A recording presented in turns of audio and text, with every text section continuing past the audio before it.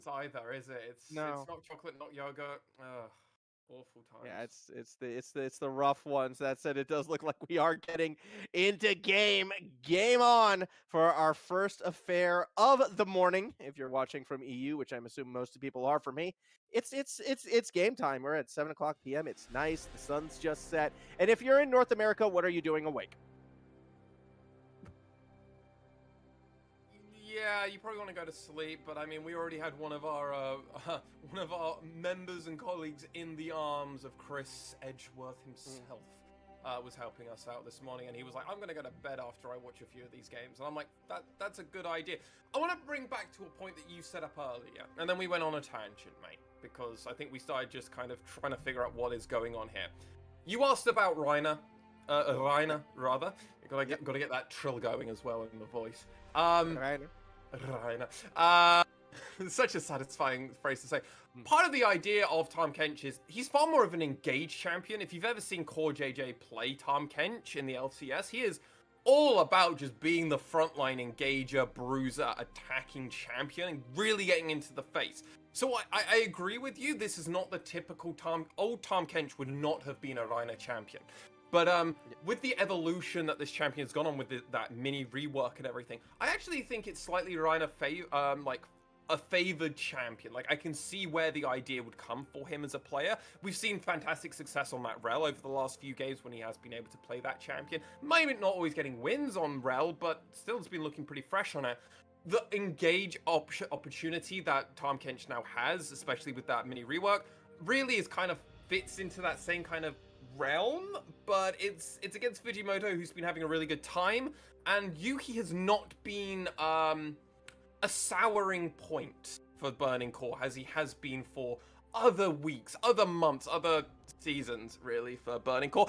At the moment, he's actually been pretty good. What is more surprising for me is how much faith that Blitzcrank's son has, but he doesn't look at nameplates, he doesn't look at teams, he just looks at who's going to win and the champions in question. So that's, God bless him. I wish I could be like him. I'm still surprised he has such little faith in a dive comp just in general, though. Looking at how these two teams come together, I mean, like, even if you were to take the nameplates away, it's just super favoring, it looks like, the Hawks for a majority of this game. But I feel like once we get to those level 6 and especially those level 11 power spikes from the Burning Core side, once they're going to be able to pull that trigger, I don't really see the Hawks having much earnest around the map. Yeah, and I mean, this really kind of comes into the element of, does Kanatsu actually really win this game? How does he fare in the 1v1 versus the Camille versus Graves matchup? And has there been a souring point? But Fujimoto finds that Zenith Blade, and then bit more poke. Bit more poke.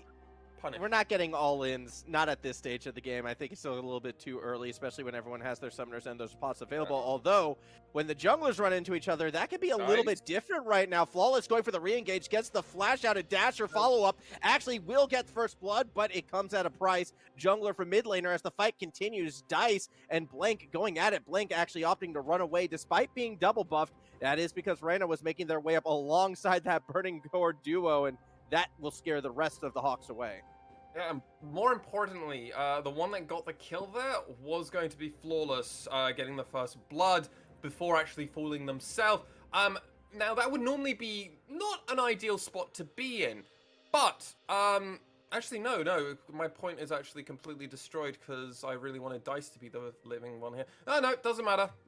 Just really well played. They blew both of their flashes really early on, which actually prevented any form of follow-up, and Flawless was actually tanking a lot of this, which was fantastic because realistically that's what the Diana should do with her W, but I mean, you're going to struggle to really get through both a Hecarim and a Vex really early on, especially pre-6 for Diana Yasuo, so not too surprising how that outcome did went. Though it was really good to see, though, the agency from the side of Burning Core's bot lane kind of already making those rotations around, and that's something we've seen from Burning Core, we really yet to see from the side of the Fukuoka SoftBank HAWKS Gaming. It's interesting, though, because, like, at the tail end of it all, I don't feel like that's necessarily been terrible for the Hawks as well, because while it does accelerate Burning Core a fair bit, especially getting that kill onto Dasher in particular, the fact that Blank gets a little bit accelerated, and I want to go back to my point how Blank might have to be that focal point for this Hawks side through that early and mid game, it might give them some more map earnest a little bit later into this matchup, especially if Blink can kind of keep that momentum going. Yet for now, though, when you take a look at the map, particularly around that dragon, it still is Burning Core looking to establish themselves first. They were the first ones to kind of get some wards about, and now Reyna has only been recently able to follow it up. So it's a little bit tit for tat at this stage. Burning Core just feels that one small step ahead, although disrupting that back will help. He's done it twice now. It's like Dice, after the first one, you know you're on vision, right? And then he just does it again and gets stopped again. And he's just wasted all this time. So much time has been wasted on a cannon wave. Dice. Yep. What the F? He's still staying! Problem. Yeah, well, I mean, he can't really back off now because the rest of the team is getting set up for the Dragon, and he does not have a teleport. Instead, opting for the Ignite. Fight is breaking out as Blake going right after Yuhi, who forces the flash over the wall. Now Flawless is going to be that target. Is forced to jump on Blake to evade, but here comes the mid laner of Dasher. Gets that first kill onto Flawless, and the follow-up will go all in favor of the Hawks. It's a triple for the mid laner. Yeah, and Dice, this whole situation is actually completely avoided if you back when he pokes you that first time, because you would have come back, you wouldn't have had 6. Okay, that's a very fair thing to say. Dasher would have been the one with 6th advantage. Honestly though, with that information alone, they should be realizing that as he's coming out of this wave in topside, you can already tell that Dasher has hit 6. So as he's rotating around, like panic should be already hitting for the side of Burning Core, going, when their mid laner gets here, we are already disadvantaged. The fact that it comes in, I mean, fantastic performance. Really strong there by Dasher. And, I mean, it was really well set up by the side of the Fukuoka SoftBank Hawks. So, I mean, thumbs up. Good Moments start. of brilliance. This is probably the best start they've ever had. Really. Moments of brilliance, Swan. It's like I was saying before. They'll have these flash moments where their decision-making will be there. It's not been that good, though. It's not been this good. I'm just saying, I've seen little things, and I will agree, this is maybe the best start that they've had. Now all they're going to have to do is close it off, and I don't know if they're going to be able to. I do feel like that should be the wake-up check for Burning Core. A lot of that fight felt sunken cost fallacy to me as to why they were sticking around. Oh, yeah, I mean, Yuki, because Yuki blast planted back over for the fundamentally no reason. He was already pretty low. They weren't going to win that fight anyway. Fujimoto, instead of deciding to keep running down after Zenith blading in, he could have... boy. Oh, dog pile on Dasher. That's going to be an easy kill. That's an effective one, and that's the combo. Right, that's just the combo. Shutdown, gold, going on to Flawless, who is really going to be getting accelerated as the jungler here. So he's going to be matching Blank in a lot of spots, but I feel like some of that gold you would have liked to have gone on to Dice at this moment in time. But hey, it's early game. Fine. Don't worry about it. They were waiting for this for a good long while. I'm actually a little bit surprised that like Dasher kind of didn't suss that one out a little bit earlier. But yeah, that 1-2-3 combo, it's so much damage so quick, and it's one of those most frustrating things I feel like as that mid laner, because you get hit with one bit of CC and you might as well just lift your hands up. Then that steal was not nice.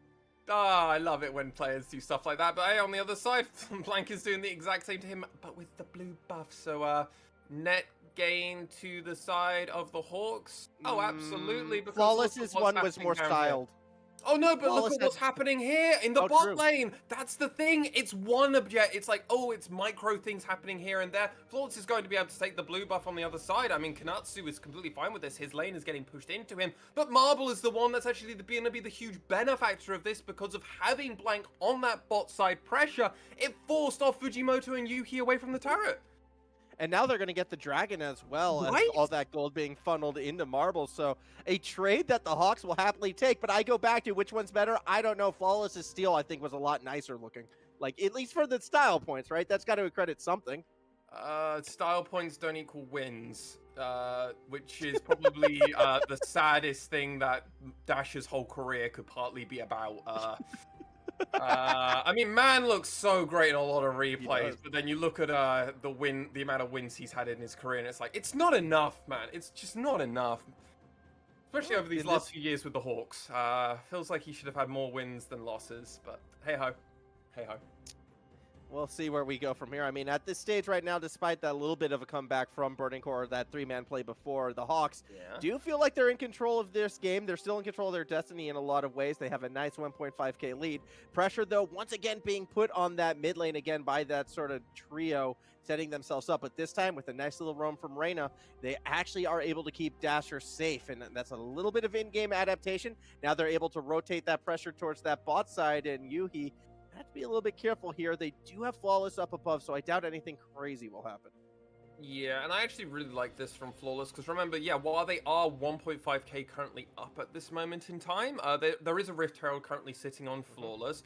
Dice is a little out of spot here. Oh, that's going to be awkward. It will cause Flawless to go in and actually provides an escape for Dice. They pick up a quick kill and just not enough damage out of Blank. Dasher goes down. Better vision control and just knowing where the objectives are and having a spidey sense feeling that something might not be right collapsed perfectly, and it meant that they were to do this. What's also important is they've still got that Rift Herald, so wherever Flawless really wants to pop it down, there's a bunch more gold about to come on. Probably about, call it about 500 gold that they should get from 2 Rift Heralds, and probably a wave typically as well. I mean, Flawless is here. Oh no. This could be really bad, as we see Flawless going to work, although Blank's going to provide a bit of backup right now for the Graves in the top lane, and Flawless will get trampled down. Ray Farkey a little bit late to the party, not going to win this 2v1 despite the Hextech ultimatum. It's going to be another kill going to Blank. I don't really know what Burning Core were planning there, unless they really thought that Blank wasn't going to be there, but you know, you've tracked his pathing. You were doing identical stuff with Fujimoto. Yeah, but that's the Tom Kench. Yeah, which you talked about in the pick and ban phase. That's exactly why I like the Kench pick. When you're against so much just dive, it's that perfect response in situations like that. But going back to the top lane, and in a lot of ways, when you take a look at like these team compositions and how things are playing out, I feel like Burning Core was just like you guys on the desk right now, coming into this expecting the Hawks to kind of just roll over in a lot of ways. Let's just take the dive comp. Let's just take fights. No. This is Burning Core, mate. No. This is Hawks are playing well. Burning Core are playing bad. Like, I completely give this to Hawks at the moment. Like, this is just like, what? Can you explain the topside thing that just happened with with Flawless and Ray Farkey? Like, yeah, I'm saying it's big. It's the like big brother not respecting little brother situation. They just think they can get away with it because of who they're against. I mean, it just I don't even know if it's that at this moment in time. They tracked Blank's pathing. They knew exactly where it was. Remember, in the bot side, they even out-rotated in the mid. Flawless got to there first, so they actually got the kill on Dasher. He then rotates around. You have to expect Blank's going to be following behind you. That is his jungle. And then they just kind of leave it. A lot of time is being wasted here. Both the fights they lost were situations where they had all the information to know, hey, we probably shouldn't take this, and still committed anyways. Yep. Marble is standing on a ward. Incredibly scared. And about to die. Oh my god! They just the moves! The moves! Blake! Oh, too little, too late. And actually, importantly noted, that went on to Yuhi, that kill. So that's a lot of gold onto Xayah that really needs it at this moment in time. Yeah, absolutely. I think Burning Core, they're in a situation where any little pick that they can get, they will go for. I find it interesting that, though, 2 of their key picks that they've been able to find has required 3 members of their team just kind of, again, picking off a solo laner in those situations. I was a little bit surprised, though, in both of them, though, that the Hawks kind of had that laner solo in these sort of plays. As you watch this again, Marble even stayed back and waited because they didn't have any vision as to where everyone was. Yeah, no, I mean, absolutely nothing wrong by Marble. Their spidey senses were tingling. It was execution fault, really, from the side of Burning Core there. When the knock-up happened, you have an enough time, in my eyes, there should have been enough time where Flawless with the Diana ult, Fujimoto should have been able to Zenith Blade Q into their ultimates, all in the same kind of time frame, because there is the pull back, which is about 1.3 seconds, if I remember my stats rightly. Granted, I am recalling from pre-Dyna rework, so it doesn't matter. But oh god, Yuki. Yuhi will have an ultimate available. We could see the feather storm, but they're kind of getting thrown back right now, so I'm expect to see it immediately. But Blank's already on the backside. Teleport's coming through. It's going to be too little, too late, and it will be matched as well. Ray Farkey's going to try to escape, but the Onslaught of Shadows does make contact. Another kill is found by Marble, who's going to be able to try and chase Ray Farkey down. Meanwhile, in the mid lane, this one's going to go in favor of Dice. A nice little solo kill to respond to the chaos in the bot side. Well, it's all falling apart for Burning Core's bot lane, who have just... well, I mean, this is a sign of maybe things to come, I guess, for the rest of this split as we go into that third round robin. I really hope I'm not setting up for a horrible omen there, but I mean, it just feels like Hawks are like adapting to potential scrim results. And the reason I say that, Formal, is we watch this lovely 1v1 play because, okay, so you get the full ultimate down, you're not getting punished through a tower dive, which is typically how that works. Really nice land on the ultimate there from Dasher, but I mean, just not able to have the same damage output as Dice has. Really nicely done, though, played by both mid laners there, though obviously Dice having a 2-level advantage now over this Vex is a slight thing to think about. Level 11 obviously was there for Dice, not there for Dasher. Kind of why it worked out so well.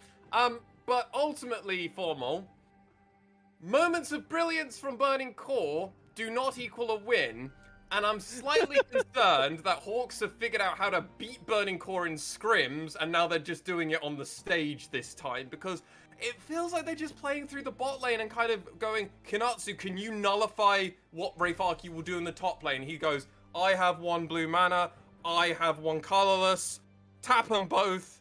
Yep, I can nullify him. I got it, guys. Don't worry.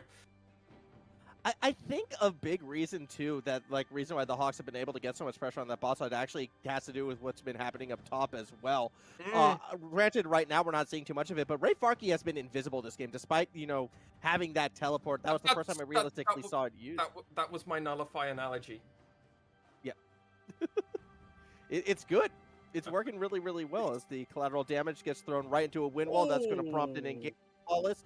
Kinatu, though, able to kind of flash to safety. Now could be looking for a re-engage, but the rest of the team has to arrive first. You do have Fujimoto kind of waiting in the wings, but they might be the one who gets jumped upon. The tower does fall, but the Onslaught of Shadows will split everyone up, and you can see way out of position now is Dice, who is getting jumped upon, but the re-engage comes through to save the mid laner, but it comes at the cost of Flawless, and with the chase down 2 goes Dice, down goes Fujimoto. Another 3 kills for the Hawks.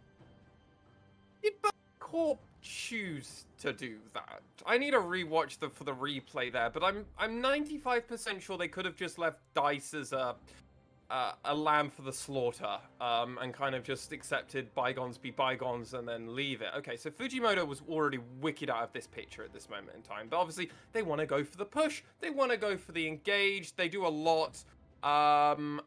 Important thing to note, obviously, though, Dice does have his flash here, Flawless doesn't, so they decide to rotate around. Obviously, they get collapsed on Fujimoto. Fujimoto and Flawless probably could have got out of this. Yes, they absolutely could have. Okay. Yeah, no, I'm happy to say they couldn't let a member die. They wanted to be brothers in arms and go down together. Even if this is a video game and it would have been better to just kind of just say, mate, you're in a spot on your own. Just accept it. Sunken cost fallacy strikes again. Really does feel like that. Really does feel like that, mate. The entire game, I think, can be described like that for Burning Core. They don't want to take losing fights. They have the confidence that they can bring each one of these around, but they've proven that they haven't. And what's frustrating about that last one was they had already gotten the objective that they needed. So unless they thought they could realistically turn that entire fight around, there was no reason for that re-engage. Mate, when you play Turn 1 Goblin Guide, you've committed yourself to all-in aggro. Burning Core have committed themselves to a pile deck. They're a pile at this moment in time, and they're sometimes drawing the cards, and it looks so good. That's how a few of their rotations have looked flawless, pun intended. On the other side, though, they also just kind of draw the other half of their deck, where it's just kind of just random stuff. They don't have the right lands for it. They're trying to special summon, but they don't have it. They've got an evolve for their next level Pokemon, but they don't quite have the in-between form, so they can't cheat their way there. It's all over the place for Burning Core, and for Hawks, this is super promising. And remember, this is something we mentioned on the desk. A win here for the Hawks changes the dynamic of the third round robin for them and how everything will go. Whereas on the flip side, Burning Core don't want any unnecessary hiccups. If you go on a loss streak now, Axis and Hawks could take you out. That is a non-zero chance. And Burning Core, let's not have that. Let's just be safe. Let's get a few of those guaranteed wins, and a win here over the Hawks would be one of those. But at this moment in time, it doesn't look like it's a guarantee. If anything, it looks like it's not even an insurance policy. It looks like you need to be calling 911 for an ambulance. But for you guys, not for them. Well, at this stage, things could go their way, at least in terms of slowing down the Dragon, because they have that bot lane kind of shoving in, and instead of counteracting with the push up top, nope, never mind, hold the thought, we have a fight, because why not? As you can see, Ray Farkey trying to join in late, but already Dice is down. Meanwhile, Reyna was able to escape, and that is massive super mega death rocket blowing up the front lines of Burning Core. Yuhi is going to get run down as well underneath that tier 1 tower. That just leaves Flawless, who has to play just that, but cannot. A ace for the Hawks. So much damage. Marble, take the bow from Academy to the main stage. And this, everybody, was the Marble we had talked about. This is the power that comes from a Jinx. But honestly, this was Hawks looking so damn clean. But obviously, this starts out with Flawless going for that engage onto Marble, the player that we're mentioning here. But after that, Marble, I'm going to keep highlighting him for this whole play, by the way, ladies and gentlemen. He's able to get around that wind wall that gets 3 auto attacks, which gets it onto Dice, and afterwards, Super Mega Death Rocket just takes it all out. I mean, Kinatsu here, I want to just highlight, because this is an important, immediately engage onto Flawless, knowing he's already going to win this 1v1. He's got a 2-level advantage. Also, Graves in a 1v1 scenario versus Diana, it's just never going to work unless the Diana either has lifesteal, which you don't really get outside of your passive with the jungle stuff, as well as also a book to kind of cut the healing of Kinatsu. He had that. He was nullifying the grievous wounds. Still wasn't enough. Kinatsu's going to be an issue now on these side lanes. I'm getting worried for Burning Core now. Formal, what are they going to do? I mean, I'm not worried at all. I called this the second you guys were just talking up how the Hawks had no chance whatsoever. I was like, I don't know. I feel like this one's going to be different. And yeah, for Burning Core, this is a big problem right now because they put so much effort into shutting down Dasher. After Dasher got that early triple kill, we saw so much pressure in that mid lane in response. Up top, everything has been going Kanatu's way, and Kanatu has been silently having a fantastic game against Ray Farkey. And then we've been watching the bot lane all game long. We know how that one's been going. So at this stage, the Hawks, they're just in complete control. I mean, 8-1-4 on Marble, who, as you mentioned, played that last fight so cleanly, was able to avoid all that damage and without being devoured by Reyna. That's the most impressive part to me. Like, they dove on Marble, who was able to escape on their own. I'm pretty sure not even using cleanse in that situation. Gale Force, baby. That's what it does. You just have so much mobility and ways of being an immobile champion. But with a flash and a Gale Force, suddenly you got a dash and a flash. You can get yourself out of sticky situations. And I mean, that's what Marble was good at doing in Academy. And it looks like he's starting to translate that all over. And I love the point that you set up because, yeah, Burning Core engaged heavily and put a lot of focus onto Dasher, who has just soaked up all this pressure from Burning Core, which if you look at the CS leads, okay, there's a huge lead there for Dice. Fantastic. But I look at Marble. Okay, he's got a lot more gold than his counterpart on the other side. What about Kinatsu? That's at least like 2k just alone from looking at it, just looking at items and then kills and gold and everything else. We know he also got a few turret platings as well. He's got turrets in top as well. Like, everything just feels like it's going great for the side of the Hawks and Burning Core. I mean, this is 8k down, almost 9k at a point, and with this turret, it will be 9k, and where do you come back? I really don't know now, outside of a miracle push, and this is a way of doing it. Yeah, I mean, you find the sort of scraps as probably not anymore. Go golden in time for Blink to have a look and say, you know what? I don't want that, and walk away from that one. So they get one pick. They find the Graves. That's a start. It's got to be more picks like that, though. It's a shutdown. He had a 350 shutdown goal. That's important.